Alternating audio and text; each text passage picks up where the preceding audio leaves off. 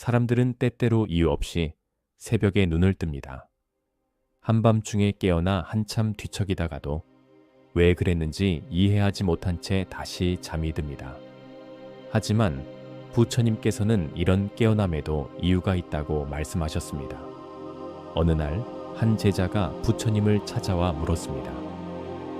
스승님, 저는 이유 없이 새벽마다 자꾸 깨어납니다.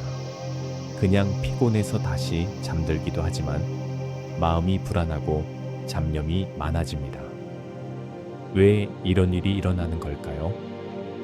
부처님께서는 조용히 미소 지으며 말씀하셨습니다. 깨어날 때 네 마음은 무엇을 떠올리느냐? 제자는 잠시 생각하다가 대답했습니다.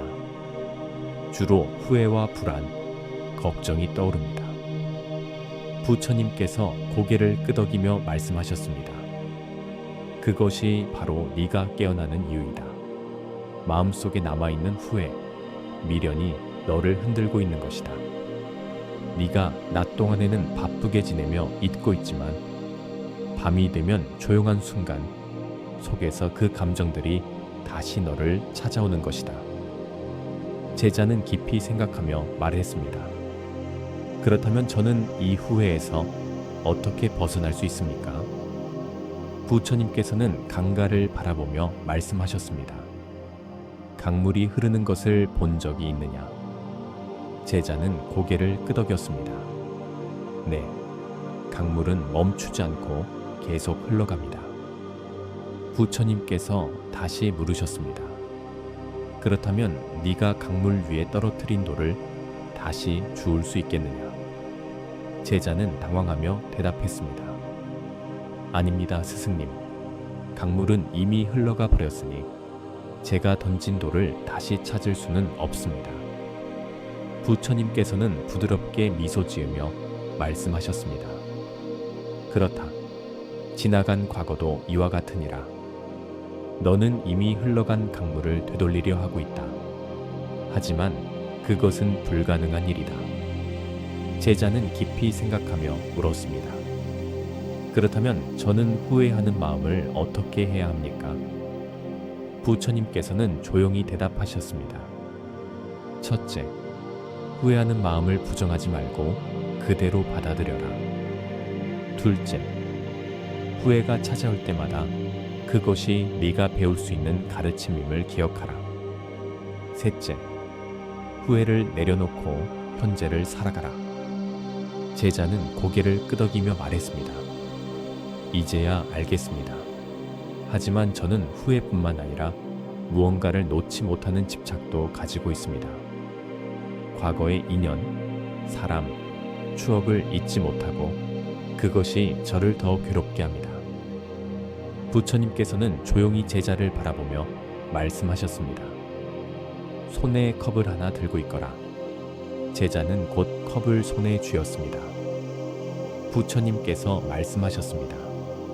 이제 그 컵을 더욱 세게 쥐어보아라. 제자는 힘을 주어 컵을 더욱 세게 쥐었습니다. 그러자 부처님께서 다시 말씀하셨습니다. 더 강하게 쥐어라. 제자는 더욱 세게 손을 움켜쥐었고 손이 아파오기 시작했습니다. 스승님, 손이 아픕니다. 부처님께서는 미소를 지으며 말씀하셨습니다. 그렇다. 네가 지금 컵을 손에 쥔 채 더욱 강하게 움켜쥘수록 고통은 점점 커진다. 하지만 만약 손을 편다면 어떻게 되겠느냐? 제자는 조심스럽게 손을 펴며 대답했습니다. 손이 더 이상 아프지 않습니다. 부처님께서 부드러운 목소리로 말씀하셨습니다. 집착도 이와 같으니라. 너는 잃어버린 것을 더욱 강하게 붙잡으려 하기에 더 큰 고통을 느끼는 것이다. 그러나 손을 펴듯이 네 마음을 내려놓는다면 그 고통은 사라질 것이다. 제자는 깊이 생각하며 물었습니다. 하지만 손을 놓는다는 것이 너무 어렵습니다, 스승님. 부처님께서는 조용히 대답하셨습니다. 첫째, 집착하고 있는 것이 무엇인지 스스로 알아차려라. 둘째, 집착이 내게 주는 고통을 바라보아라. 셋째, 내려놓는 연습을 하라. 처음에는 어렵겠지만 손을 펴듯이 천천히 마음을 열면 된다. 제자는 깊이 깨닫고 부처님께 감사의 인사를 드렸습니다. 집착은 우리 스스로 만든 족쇄와 같습니다.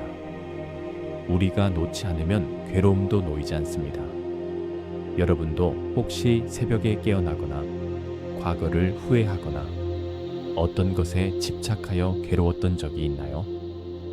부처님의 가르침처럼 그 감정을 알아차리고 놓아주는 연습을 해보는 것은 어떨까요? 여러분의 생각을 댓글로 남겨주세요.